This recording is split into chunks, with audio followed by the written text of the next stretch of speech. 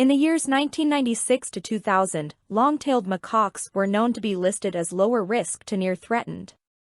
Even though, they confirmed that this species experienced a decline of 40% throughout the 1980s until 2006.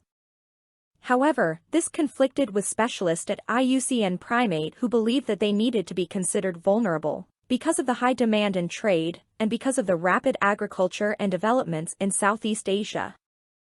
Reports between the years of 1994 and 2009 further indicated an increase in the death toll of long-tailed macaques.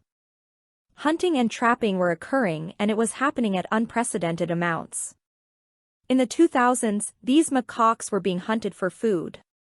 That's right, food. In Asia, where they were being considered a high-priced delicacy. This is very much a problem, even today. In 2004, it was again warned that the development in Southeast Asia continued to deforest, reshape, and degrade the macaques' habitat. In fact it did, and this caused macaques to live closer to human populations. They weren't relocated to a reserved forest. Instead, many places were seeing removals and this too contributed in the death toll. Essentially, these local wildlife organizations, if they had any, weren't tracking the long-tailed macaque populations and their numbers became unreliable. They continued not to take any authoritative measures to protect them from poaching or capture. They lack this protection in all countries they reside in. During this time in the early 2000s, they had the assumption that there were too many and that removal wouldn't have any effect.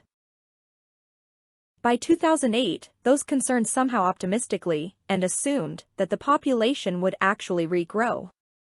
But in fact, it continued to decrease. Then in 2015, long-tailed macaques were officially deemed as vulnerable. In 2019, pre-pandemic, a significant increase of illegal trade and capture were happening, but by 2020, during the height of the pandemic, more demand for long-tailed macaques skyrocketed. So did the price. Many research labs were working on the COVID-19 vaccine. The price went from $2,000 to $15,000 per lab monkey. In the years 2020 to 2021, long-tailed macaques continued to be listed as vulnerable. An outcry was warning that there could be irreversible population loss, and that the labs were importing tens of thousands of the long-tailed macaques. It was highly recommended that it could be turned around with an urgent move to structured wildlife monitoring, which should also include management programs that scientifically keep census, manage, and protect long-tailed macaques throughout Southeast Asia. They were already seeing and confirming local extinctions in areas of their natural habitat range. In March of 2022, long-tailed macaques were listed as endangered. All these things were contributing, and even though the labs are no longer importing long-tailed macaques, the other contributing factors continue to threaten the species. Those that gave warning have said that the research industry should be held accountable. These are all long-tailed macaques but from different regions. They're also called crab-eating macaques. Let's look at some clips of some cute macaques, and in my next video I'll make sure to call them macaques.